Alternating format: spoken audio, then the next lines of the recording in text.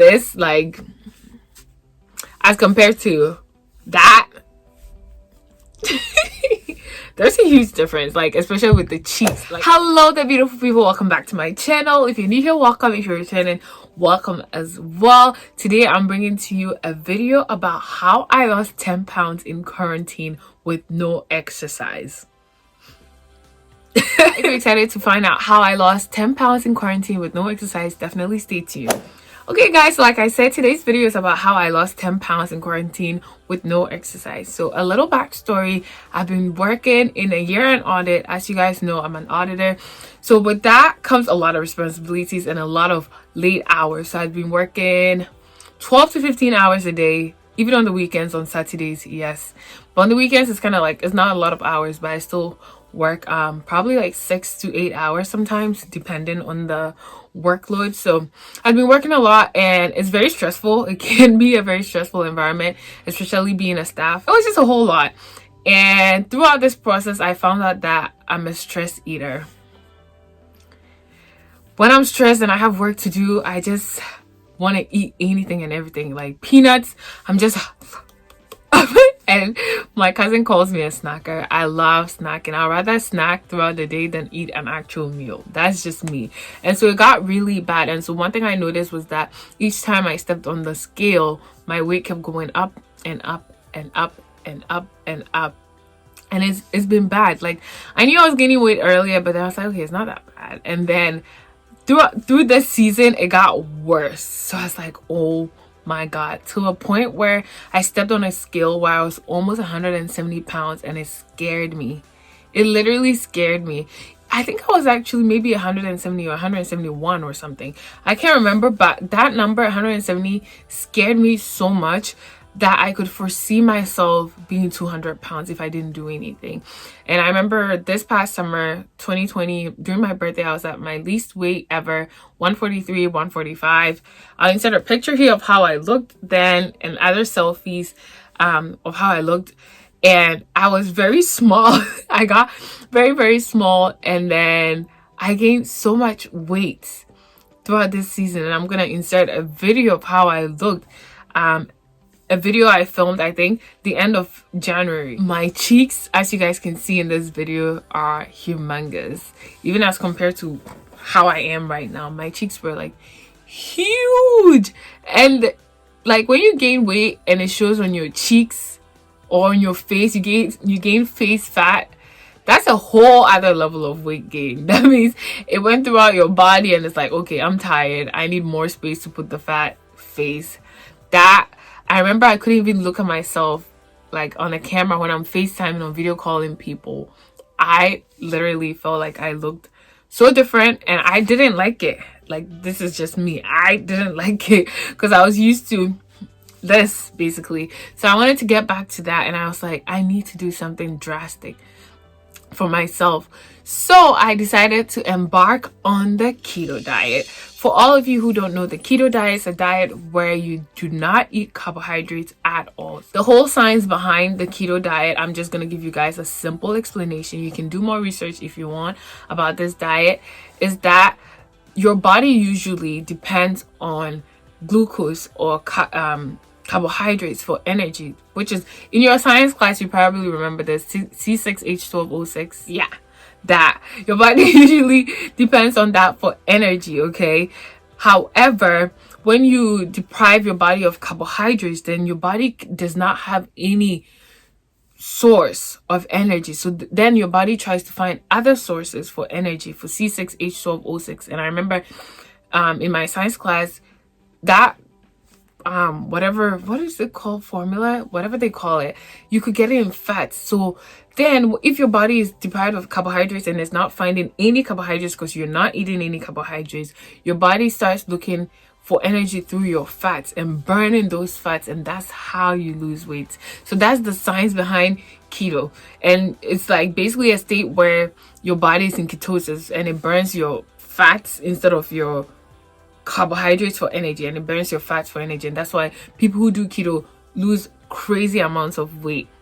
So that's it, which means I I'm a West African Ghanaian girl. I can't eat my jollof rice, my wache, my kenke, my banku, my fufu. Although I don't even eat fufu, but I can't eat. If you're African, you know, or West African, you know, most of our diets are like carbohydrates. Like our diet is very carbohydrate heavy. So I can't eat any of those things. But I thought I had to do something drastic because I was on a path where I was constantly gaining weight, and I wanted to like revert that process to like a path where I was constantly losing weight. And the only way I could do that was keto. So it was either I do keto or wake up extra early and work out, which I didn't have the energy because I was working late night. So I decided to do the keto diet. So what I basically did was like cut out carbs as usual. I wasn't really strict on myself with this process. Not that I was eating carbohydrates or anything, but I just came up with a simple strategy to just, because I had a lot of things going on with work, so I didn't want to complicate my mind or just do a lot of crazy things that I didn't have time to even think or ponder about.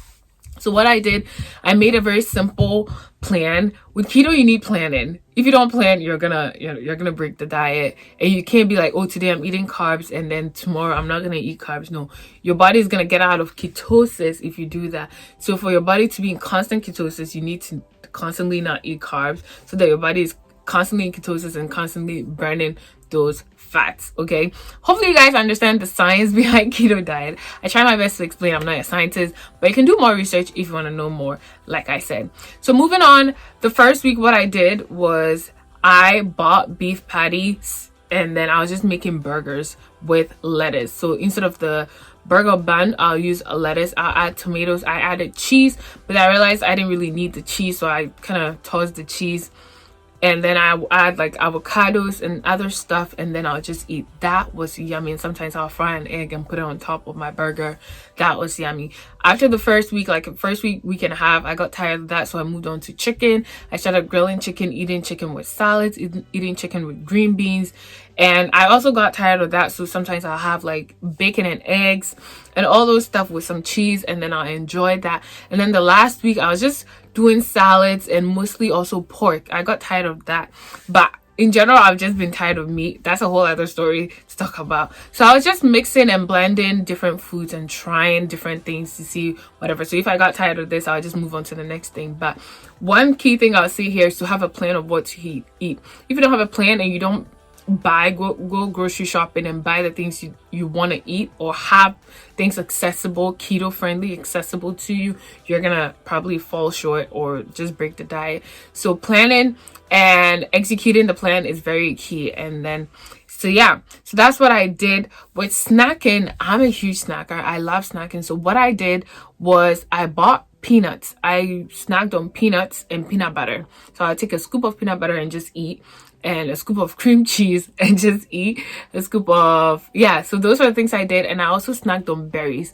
One interest, usually when people say go on a diet, a healthy diet, they'll say, oh, fruits and vegetables, you can eat fruit. But with keto, you can't eat all kinds of fruits and all kinds of vegetables, because some vegetables have carbohydrates in them, high levels of carbohydrates in them, and some fruit have high levels of carbohydrates in them. A fruit like apple, an apple has sugar, it's sweet. Sugar is glucose. That's C6H12O6. So you can't have something like apples. But what you can have, on the other hand, are berries. They're not sweet. So you can get away with berries doing keto because their level of carbohydrates are very low, which is exactly what you need to be in ketosis. I can't remember the exact number of carbs you need in a day to be in ketosis. I think it's 9 grams of carbs. I could be wrong, or 4. I can't remember. Again, do your research. And no, I wasn't being strict on myself, so I didn't do any calculations or any crazy stuff. I just wanted to revert weight gain to weight loss, and I didn't really care. I didn't have a goal of how much I wanted to lose, but I just wanted to revert that process whilst I was busy working. So I snacked on frozen blueberries and frozen strawberries, and I preferred them frozen because it kind of controlled how I ate. So if my blueberries are frozen, instead of just chugging them in my mouth and eating, I'll just like munch on it a little bit and let it melt before I eat. So that kind of controlled how fast I was snacking when I was stressed at work and I'm just trying to put something in my mouth. So that helped with that. And I did this whole thing for the entire month of February. So that's what I did. So this is something I did recently, and my videos will tell you because I've been filming will tell you that all these cheeks are gone. But anyway, even this, like, as compared to that, there's a huge difference, like, especially with the cheeks. Like, I don't need to take a picture of my body to even show you that I lost weight. Like, you can tell from my face, literally. Yeah, that's what I did for the entire month of February to lose 10 pounds. I actually lost like about 11 pounds or a little over 11 pounds, but we'll say just 10 pounds to make it like a round number. I was super excited about it because I literally couldn't do anything to save myself from this weight gain, and that was the only option, and I'm happy that I was able to stick to it and do it. But before we wrap up this video, I just wanted to tell you guys a few advantages and disadvantages of keto. One advantage is it works. Keto works. If you do it right, it works. You will lose the weight. However, there is a disadvantage, which is after you're done with it's not sustainable. First of all, it's not sustainable. You can't do it for your entire, I don't think, that's my personal opinion, I don't think keto is sustainable for a long time, like for the rest of your life. You can't, no. I think it's good for a short period of time, but not for your entire life. However, once you stop or get out of your diet and you come back to eating like carbs and stuff, you need to tread cautiously. You need to be careful because you've deprived your body so much and for so long from eating carbs that when it gets carbs, it's like, oh my god, we've been deprived of carbs so much. We have carbs, let's keep it, let's store it so that just in case we lose it again. So then if you don't take care and you jump right into eating carbs and sugars, carbohydrates is not just like yams and potatoes and all those things, rice, sugar is like, because when I remember when I was in 6th grade or something, I remember my science teacher taught me when you eat like carbohydrates like rice and those things, I always pictured cassava. You eat cassava or yams, will go into your stomach and turn into sugar, glucose. I was like, how is that sugar? But anyway, same thing. That's the science behind it. So if you're eating ice cream, sugar, soda, all those sweet things, you're gonna gain the weight and maybe even more. So you have to tread cautiously after you get out of your keto diet to come back to ease into it. Don't rush into eating carbs, ease into it. For me, what I did was I started with a low carb diet right after I stopped the keto diet. So I started eating like smaller amounts of carbs and reintroducing the carbs into my body. And I also chose to do healthy carbs. So I swapped white rice for brown rice. So that's something you guys can do. So just tread cautiously once you get out of keto and all those things, that you don't gain all the weight back. But yeah, that's it for today's video, guys. I hope you guys enjoyed, and this is how this works. This is how I lost 10 pounds in quarantine with no exercise. I don't want to encourage you guys not to exercise at all. Exercising is good for your body, it's good for your heart, it's good to keep your blood pumping and your heart going. And you guys know that I like working out. Like, I'm not a workout person, but I like keeping my body healthy and in shape. So the weather is getting nicer and I'm looking forward to running again and going back to the gym, and my workload is also decreasing, so I'm super excited to get back to my normal life where I can do things and take care of myself and be healthy. But yeah, that's it for today's video. Don't forget to like, comment, subscribe, and share my videos, and stay blessed, and I'll see y'all on the next one. Bye.